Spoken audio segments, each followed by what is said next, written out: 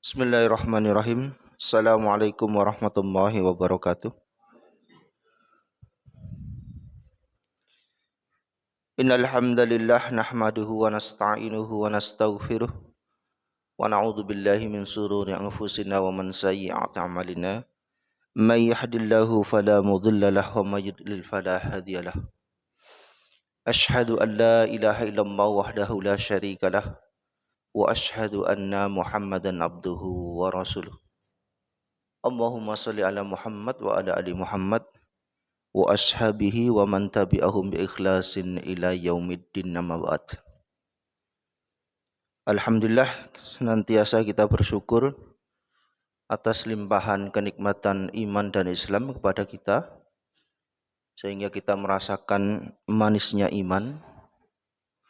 Para ulama sepakat sesungguhnya apabila kita kehilangan ruh dari ibadah, sehingga ketika kita melaksanakan ketaatan kepada Allah, tetapi kita merasakan di hati itu masih kering, ingatlah bahwa kita sudah kehilangan manisnya ibadah.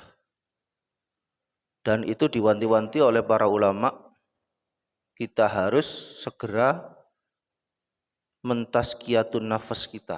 Ada apa dengan iman kita? Dan pekerjaan yang paling sulit, kata ulama, adalah pekerjaan hati. Salah satu asas dari ibadah itu adalah ikhlas. Dan sesungguhnya orang yang paling ikhlas, ulama sepakat bahwa bukan orang yang merasa ibadahnya itu sudah aman dan dia merasa paling ikhlas, bukan. Sesungguhnya kalau dia terbetik di dalam hatinya, dia merasakan takut, khasyah kepada Allah, takut-takut kalau dia itu tidak ikhlas. Sesungguhnya dia telah ikhlas. Jadi kok ternyata kalau kita merasakan, oh saya ini sudah paling ikhlas, itu bahaya. Makanya kenapa di hadis yang 3 seorang hamba yang dianggap soleh di dunia itu, dia merasakan aman dari hisabnya Allah. Dia merasakan amal-amal ibadahnya itu sudah berada di puncaknya, yaitu seorang yang alim, seorang mujahid, dan seorang yang paling dermawan. Tapi kok ternyata di hadapan Allah gugur semua imannya. Karena apa? Karena urusan ikhlas. Jadi kalau ternyata kita merasakan meskipun tiap hari kita itu datang ke masjid untuk melaksanakan sholat 5 waktu, kok ternyata kita merasakan seperti kehilangan ruh dari ibadah. Tetapi kata Rasulullah, jangan engkau kemudian tidak berangkat ke masjid, tetap berangkat, dan sesungguhnya perasaan kita tentang keadaan takut-takut kita itu tidak ikhlas, sesungguhnya kita sudah berada pada ikhtiar untuk menjadi ikhlas. Beberapa hari ini saya banyak menonton film dokumenter tentang para pejuang bangsa ini, yang berkenaan dalam tokoh-tokoh Islam di Indonesia. Yaitu salah satunya beberapa tokoh itu, salah satunya adalah Bapak Muhammad Nasir, yaitu pendiri dari Masyumi, partai Islam yang sangat besar dulunya dan pernah menjadi pemenang pada pemilu yang masih dianggap paling bersih di tahun itu. Pemilu kalau nggak salah 1955. Itu Masyumi menjadi pemenang pemilu. Dan Masyumi ini adalah gabungan dari berbagai ormas-ormas Islam. Salah satu konsep yang diusung oleh Bapak Muhammad Nasir yaitu konsep Negara Kesatuan Republik Indonesia, NKRI hari ini, yang banyak didengang-dengungkan oleh para politikus dan orang-orang, baik itu di sosmed ataupun di panggung politik.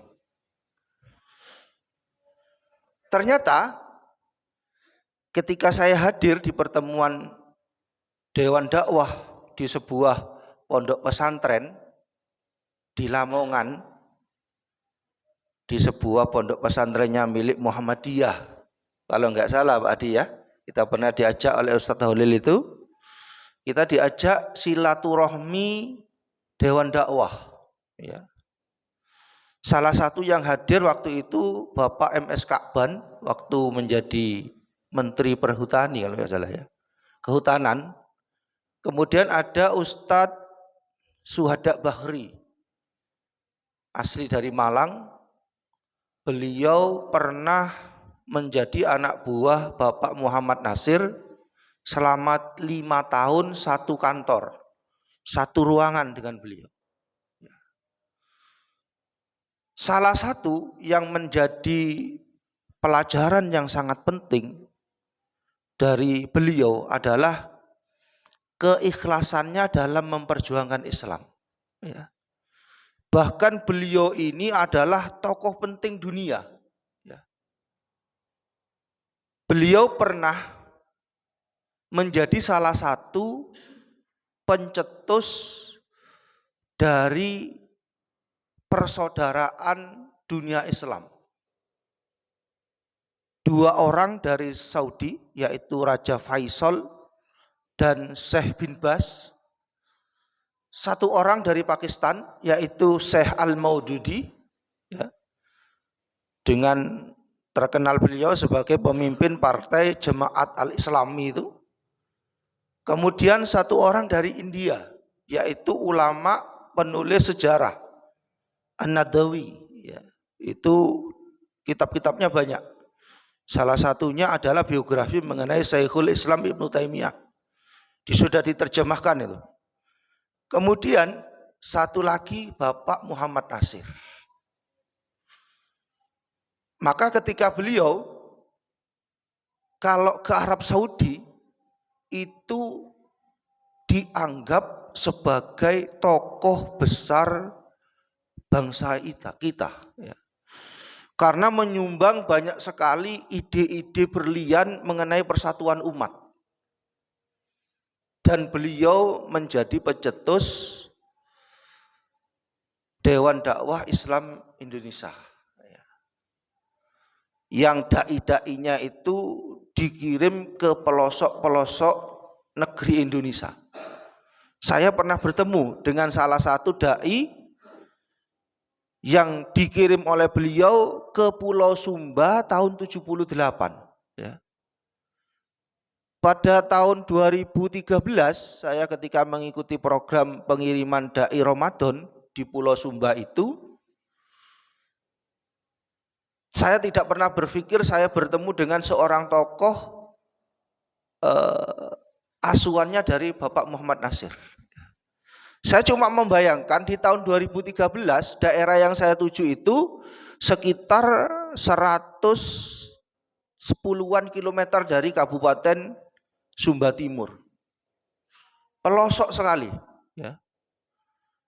Dan beliau itu tahun 78 ke sana. Ketika saya tanya, Ustadz dulu naik apa dari kota Waingapu, dari kabupaten itu ke sini? Naik kuda katanya. Kayak zamannya di Ponegoro ya, naik kuda. Dan strategi beliau itu cukup ampuh, ya. Beliau menikahi adik dari kepala suku di Sumba. Dengan pernikahan itu maka salah seorang kepala suku yang cukup terkenal di kabupaten itu kemudian memeluk Islam. Dan itu menjadi jalan sehingga banyak penduduk di daerah desa itu yang masuk Islam.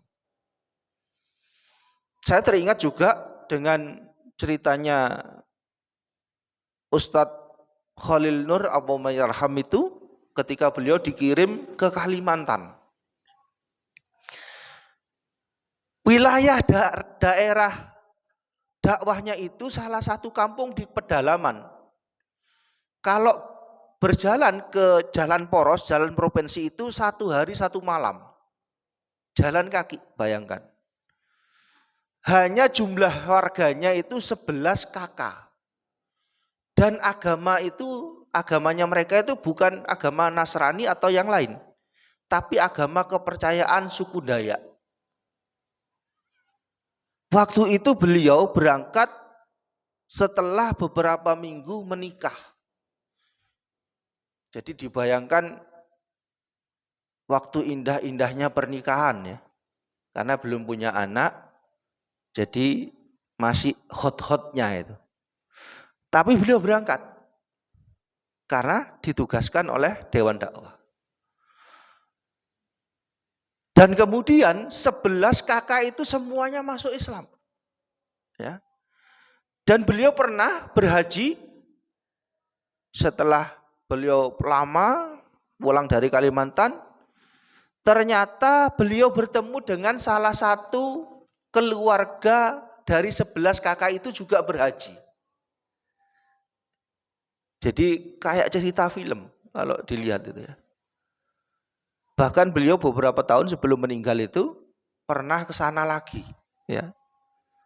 Kemudian saya diceritakan oleh beliau, mungkin kalau memang Allah mentakdirkan ibu saya wafat dulu, saya ingin juga wafat di Kalimantan.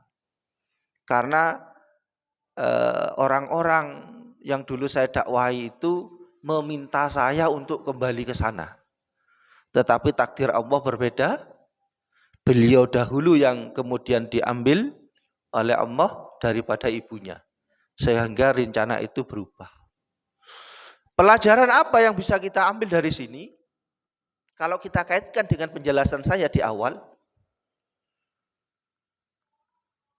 tokoh-tokoh bangsa ini itu adalah tokoh-tokoh yang ikhlas, ya, tanpa pamrih mendirikan negara ini. Ya. Kalau seandainya kemudian ada orang yang merasa dia paling NKRI, tapi dalam kisah perjalanan hidupnya mengkhianati bangsa sendiri dengan perilakunya yang tidak sesuai dengan Islam tentunya, sehingga dia berkhianat, entah itu dengan jalan korupsi, entah itu dengan jalan yang lain, menjual banyak aset negara ini, sesungguhnya dia telah berkhianat terhadap perjuangan keikhlasan para pahlawan kita. Jadi yang menjadi pelajaran bagi kita, yang kita ini juga bukan pejuang, ya. Paling tidak itu kita sebagai kepala keluarga memperjuangkan keluarga kita sendiri untuk terhindar dari dahsyatnya api neraka. Sementara itu, ya, nanti kalau kemudian dari keluarga-keluarga ini muncul generasi-generasi yang hebat, maka itu sebagaimana ketika Rasulullah berdakwah di Taif, yang kemudian Rasulullah diperlakukan tidak manusiawi oleh orang-orang Taif. Bahkan dilempari dengan tuduhan gila. Sehingga Rasulullah sampai berdarah. Sehingga oleh malaikat ditawari, seandainya Rasul engkau mau mengangkat tanganmu dan berdoa kepada Allah untuk aku timpakan gunung itu kepada mereka, maka akan aku segera lakukan. Tapi doa Nabi tidak. Dengan rasa kasih sayang, kemudian Rasul malah berdoa, semoga generasi berikutnya Taif itu akan menerima hidayah Islam. Itu yang mungkin menjadi semangat kita, ya. Mungkin kita ini tidak memahami Islam mulai kecil dengan didikan yang Islami. Ya. Karena orang tua kita juga belum paham tentang hal itu. Kita menemukan Islam itu yang benar mungkin di perjalanan hidup. Ya. Entah itu ketika kita kuliah, entah itu ketika setelah bekerja, entah mengenal dakwah itu dari dunia sosmed, macam-macam jalannya. Ya. Jadi persoalannya, ayo kita sama-sama memperbaiki diri pribadi kita dan memperjuangkan keluarga kita semoga menjadi calon-calon pejuang-pejuang yang akan melanjutkan estafet perjuangan para pahlawan-pahlawan bangsa ini yang hebat-hebat itu. Demikian yang bisa saya sampaikan. Semoga Allah memudahkan niatan kita dan ikhtiar kita. Semoga Indonesia menjadi bangsa yang kuat sehingga tidak dijajah oleh bangsa sendiri dan bangsa lain. Amin amin ya rabbal alamin. Subhanaka Allahumma wa bihamdika asyhadu an la ilaha illa anta astaghfiruka wa atubu ilaik. Assalamualaikum warahmatullahi wabarakatuh.